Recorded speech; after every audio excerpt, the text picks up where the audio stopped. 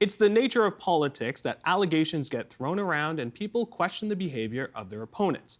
But once those accusations reach a certain threshold, ideally someone investigates to determine if a real violation has occurred, and if so, does something about it. Enter integrity commissioners, for instance. Does it actually work that way? Let's ask Ian Stedman, assistant professor in the School of Public Policy and Administration at York University, who previously worked in the Office of the Integrity Commissioner of Ontario, and Duff Conacher, co-founder of the advocacy group Democracy Watch. Welcome to you both in the studio. Thank you so much. Thank you. Thank you. All right, so in the last 30 years or so, we've seen integrity offices appear at all levels of government, federal, provincial, municipal. Recently, we've seen politicians at all levels have to answer to them. Most recently, we can talk about Prime Minister Trudeau's ministers, Premier Ford's Dag and Doe, and the former Toronto Mayor John Tory's relationship with a staffer. Broadly speaking, Duff, I'll start with you. Why is it important that these ethic commissioners exist? Well, it used to be that the Prime Minister, the Premier, or municipal politicians in the council would essentially decide themselves whether they had violated the rules.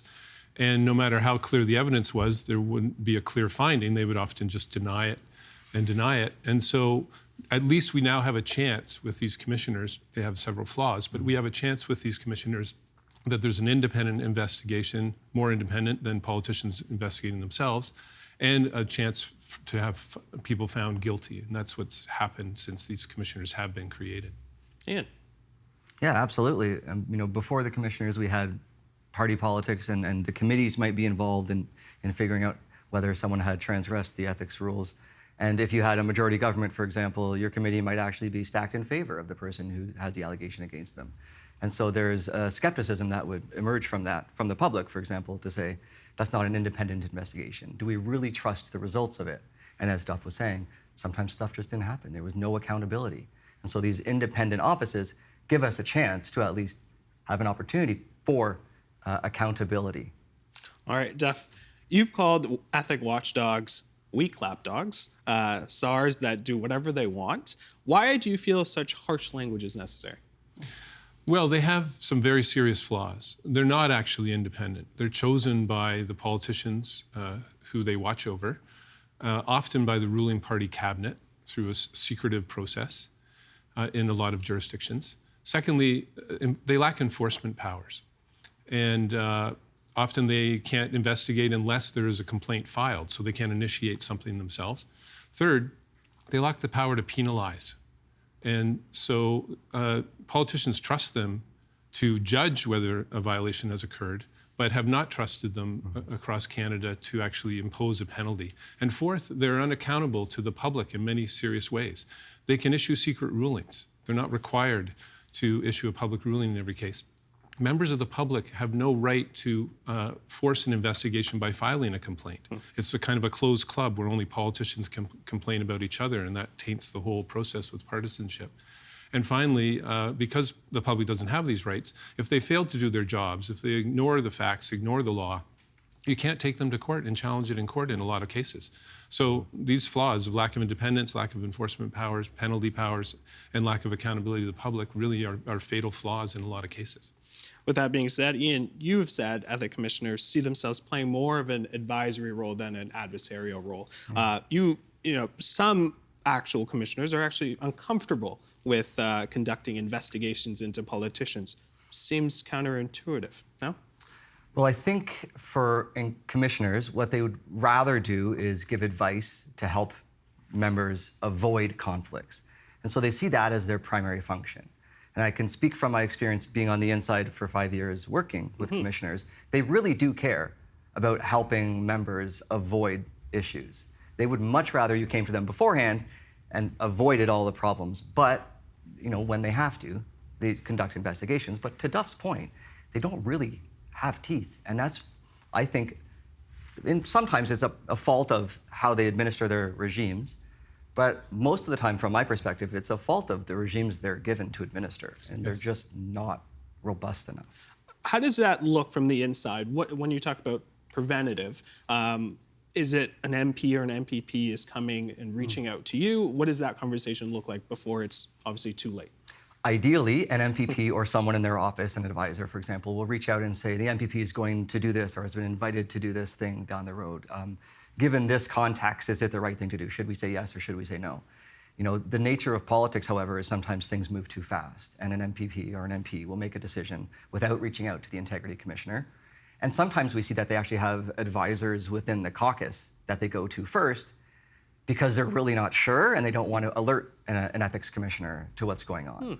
And so that's problematic too. Very interesting. All right, Duff, you talked about penalties. I want to talk about some of them. What's the biggest penalty an ethics watchdog in this country can deliver against a politician who is found that they've behaved unethically? Yeah, if I could just mention one thing, that there's an overall key flaw that everyone should remember, which is that the rules they're enforcing are often loophole-filled. I mean, it's actually legal for cabinet ministers across the country and any other politician to have a secret investment and to make decisions that will profit themselves and their family members. So it's a huge, huge loophole in the rules where really a lot of these laws do not apply to 99% of what the politicians do. For 1% that they do apply to, the harshest penalty is at the federal level. It's only $500 fine, and that's for just filing an inaccurate statement of your financial assets and liabilities or failing to file it on time. And that's the maximum that can be filed. Otherwise, across the country, as Ian was mentioning, the watchdogs are lapdogs in that they can only bark. They can't bite. They can't impose penalties. They can recommend them.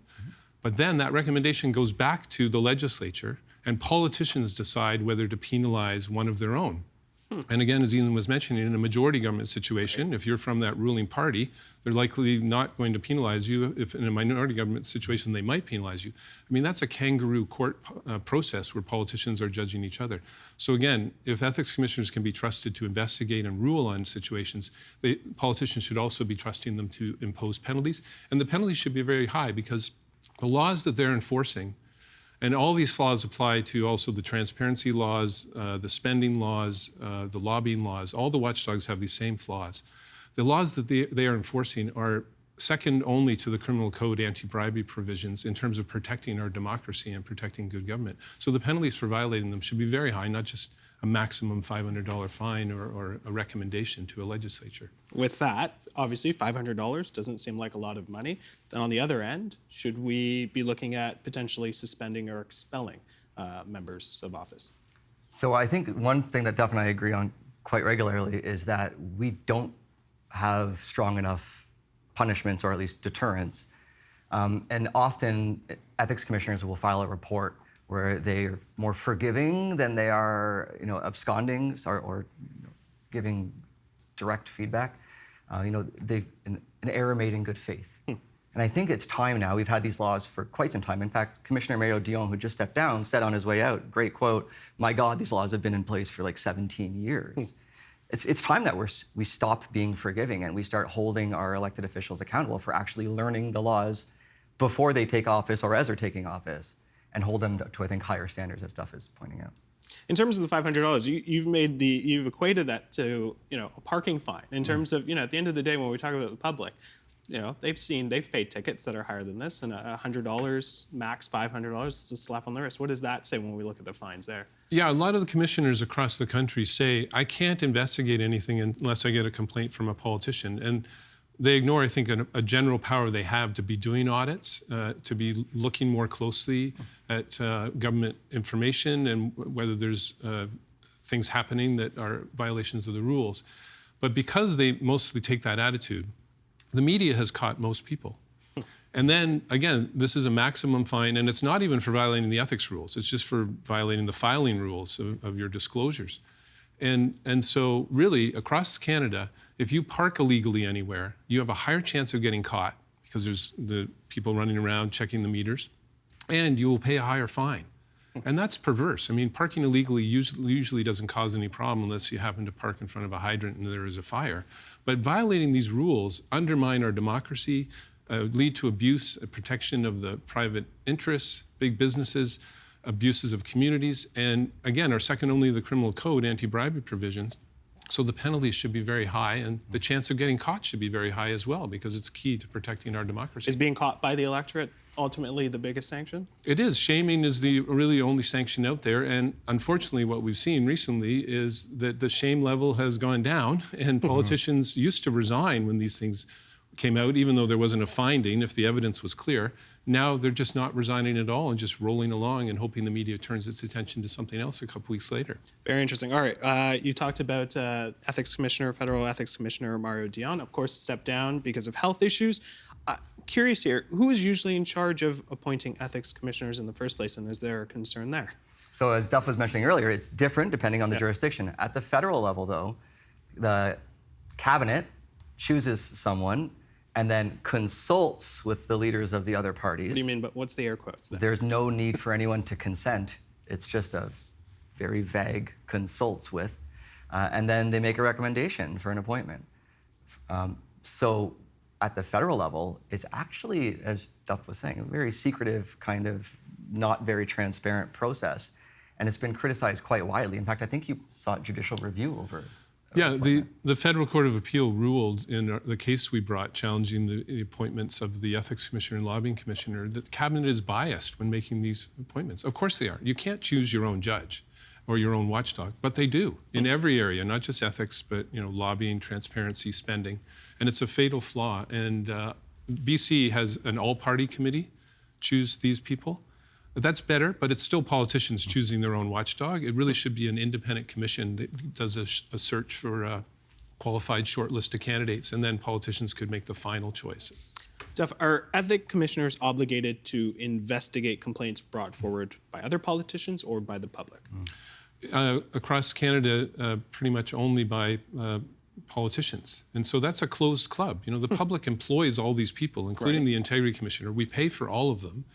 And yet, as the boss, we can't file a complaint against our employees. And it's just, again, politicians have designed these positions to really be weak lapdogs instead of strong watchdogs. And pretty much all the parties want to keep it that way. And I imagine the answer is pretty obvious here, is that they get to also pick and choose what they get to investigate as well. In a lot of cases as well, politicians can force investigations and rulings, but members of the public can. And it's just crazy in a democracy to shut out the public from this key accountability process. So an interesting nuance there too is in Ontario, for example, the Integrity Commissioner can't choose to investigate something unless it's come to their office via a complaint from an MPP, from the cabinet, or a motion from the floor. Federally, there's something called an own initiative investigation right. So they would have the right to investigate something that they became aware of, but they're not forced to, as Duff noted. Okay. Ian, you've made the argument that in the past few decades, we've witnessed integrity in public office, a culture of accountability erode into compliance culture. Can you explain that a little bit? Yeah, I think what we saw, a great example would have been when Justin Trudeau was first, with the Aga Khan. 2016. Every time the journalist asked, what's happening, and he said, I am going to comply with the commissioner's investigation, as though compliance itself was, the standard of integrity, right? So as Duff was noting, they create the rules so that they're easy to comply with, but they don't actually hold them to the highest standards that we, as the public, now looking in, would want them to be held to. So to say I'm complying isn't the same as saying I'm acting ethically. It's merely I'm complying. And so it's from my perspective, it is obfuscate. It's stepping aside. It's sidestepping the question and just saying, no, don't worry about it. Don't worry. The rules are there, and I'm going to follow the rules. But if the rules are not good, then following them really doesn't help, public trust in our democracy. With that being said, of course, Prime Minister Trudeau has been found to have breached ethical rules a few times. And I'm curious, what standard has that set for his caucus and his party when they look at their leader, does this, apologizes a few times, and then does that open the gates? At the federal level, when an investigation is conducted under the Act, the commissioner reports back to the Prime Minister, and it is on the Prime Minister to determine what happens after. Is there a punishment? What's the accountability mechanism? So when it's the Prime Minister getting a report about his own violations, and he apologizes, it's not even a pretend slap on the wrist, right? It just disappears. And I've taken the position, or at least said recently, that I think that's the reason we're seeing more and more violations in his caucus, is because he hasn't really taken accountability for those transgressions. And so his caucus hasn't kicked him out of the leadership either. So they haven't forced him to held him to account. And so when they violate, again, nothing happens. Recently, Mary Ng with the two very blatant, very unacceptable violations. Nothing came from it. What did she do for our viewers? She gave contracts to friends, sole sourced, multiple tens of thousands of dollars that she should have been screened from having anything to do with. All right. Yeah. Duff, I want to get your take on Ian's thesis here. Do Canadian politicians hold each other to a higher standard decades ago, or has that changed? What's changed is that they used to resign. And there wasn't a watchdog, but the media would find out about things, or opposition parties. If the evidence was clear, they would often resign. And now they're just not resigning.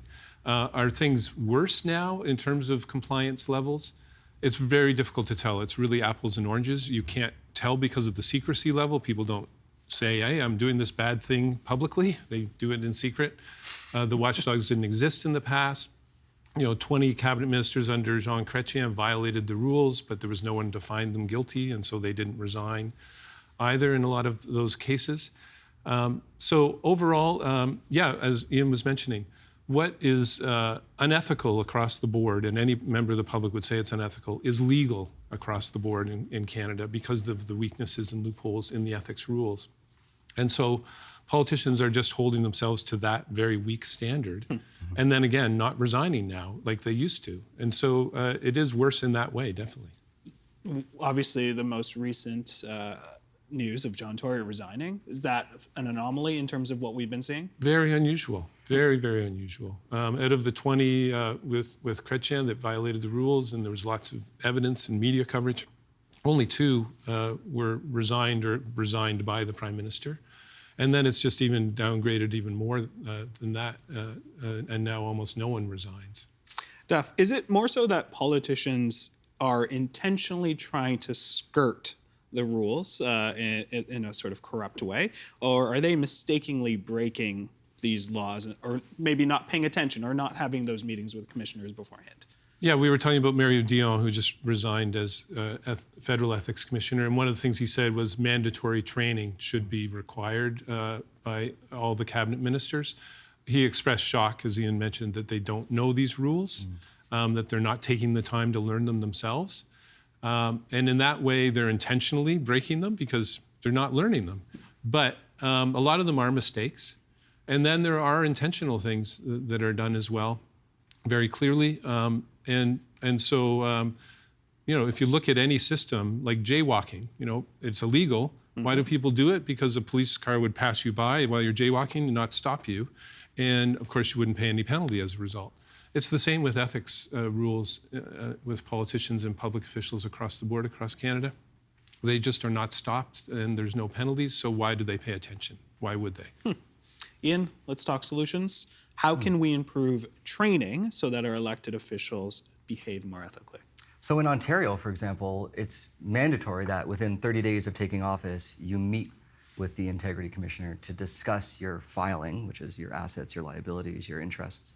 And then there's like an hour-long training session where they talk to you about what your obligations are and what the Act does. A professor at York University, my mentor Ian Green, wrote 20 years ago that the federal regime needs to do the same thing, that they need to force the regulatees, the people subject to the laws, to come in and actually learn about the laws and the rules as they're taking office. And then in Ontario, it's every year as well. You have to come in and meet. So there's something there. The challenge at the federal level is that there's just so many people who are subject to the rules that you would really have to ramp up the resourcing of the office. I'll stick with you, Ian. Ethics commissioners are kind of like catch-22, right? In that people in charge are the ones who are actually creating these commissions, and are the people the commissioners have to see. Explain that to me a little bit, because you talked that off the top, that we're in an awkward spot here, right? As This was made as sort of to be accountable, but at the end of the day, this is being created by people to oversee themselves. It is, ironically enough, the inherent conflict of interest laws is that the parliamentarians themselves are the ones who create the laws and then are subject to them. So we may sit here and say, make life harder on yourself, make the laws more strict, but unless we all get off our couches and go to the polls and make ethics one of those issues that matters to us, there's really no incentive because there's no political capital to be gained for them. And that's why we see some things just disappear and no improvements get made. It's really on the people, as you noted earlier, to say we care about the ethics of our politicians, and that's going to be a voting issue for us. So tell us what you're going to do. In the last federal election, despite Justin Trudeau having been found on the wrong side of the ethics laws several times, the opposition said nothing. It was not Normally what this they would hammered on. be political, you keep this in the back pocket for our next election and you throw it back at them. Yeah. Yeah, Does it have the same weight? Across the board, the parties want power without accountability. So they'll play gotcha politics and complain and point out scandals and try and highlight them with committee hearings. But do they want the rules changed? I mean, it's very clear not. The House committee at the federal level just reviewed the MPs' ethics rules and actually recommended weakening them. They did so in the last time they reviewed them as well. The Commissioner of Lobbying is currently proposing to gut the rules in ways that will allow lobbyists to fundraise for politicians and campaign for them at the same time as lobbying them. And you're not seeing any party or politicians speak out about that. So they're quite happy to, unfortunately, have weak rules, weak enforcement systems, choose their own lapdogs, and keep the penalties very low because it suits them if they ever win power. With that being said, Duff, what would ethic commissioners' offices have to look like for them to be completely independent? An independent appointment system where you have a search committee that is not connected to any party, and they come up with a short list of qualified people. The politicians could make the final choice, but they shouldn't be controlling the whole process. Enforcement powers, including if anyone files a complaint from the public, you have to rule on it. You have to rule on make all your rulings public so that people know whether you're doing your job properly. High penalties, high fines that would really discourage violations. And a right for anyone to challenge a ruling in court if it ignores the facts or ignores the law. And if we had that, we would have strong watchdogs instead of these weak lapdogs. Ian, finally, don't want to put the spotlight here on you, but give us some examples of some politicians that you think have gotten away with some violations. Oh, I'd hesitate to do that. I do think it's going to be interesting to see what the investigation into Premier Ford and his daughter's backyard party. I think there's a lot of information we don't have yet about that. And so I would love to come back and talk about that one when we have more information, because I think that will be one where we see potentially some very intentional, or at least deliberate, skirting of the rules or using of the loopholes. It just looks it's too convenient to me that it wasn't, thought out in advance. So that one I think will be interesting. Jeff? Well, Democracy Watch is challenging the Ontario Integrity Commissioner for letting a bunch of lobbyists off the hook with their relationship with politicians right now in court. We're challenging the Federal Ethics Commissioner in court for letting Trudeau off on the We Charity grant. We're challenging the Commissioner of Lobbying in court because a couple of lobbyists helped a minister get elected and then lobbied the minister's department. The biggest example, though, from the past, though, I think, which shows the loophole in the law, is Bill Morneau when he was finance minister. His family company is a pension management company. He introduced a bill to make, which would have made more money for his family's company. And the commissioner, it was reported in the headlines, no conflict of interest, Commissioner finds. It actually was a conflict of interest. Of course it was. He owned $30 million worth of shares in the family company, introduced a bill that would make more money for the company. But the law did not apply, because you're allowed to do that under the federal laws. You're allowed to introduce bills that apply to an industry while having investments in that industry and profit from the changes that the bill makes. That is a loophole that exists across the country, and cabinet ministers are allowed to profit from their own decisions. So getting away with that was the biggest thing I've seen due to a loophole in the law, not because of the commissioner. The commissioner couldn't do anything. It was legal. Thank you so much for joining us on the program. I've learned a lot. I know our viewers have as well, and we will definitely invite you guys back on the show because I'm sure there will be a number more violations in the years to come. Unfortunately. So something to look Hopefully for. not, but probably yes. Thank you. Thank you. Thank you. The Agenda with Steve Paikin is made possible through generous philanthropic contributions from viewers like you. Thank you for supporting TVO's journalism.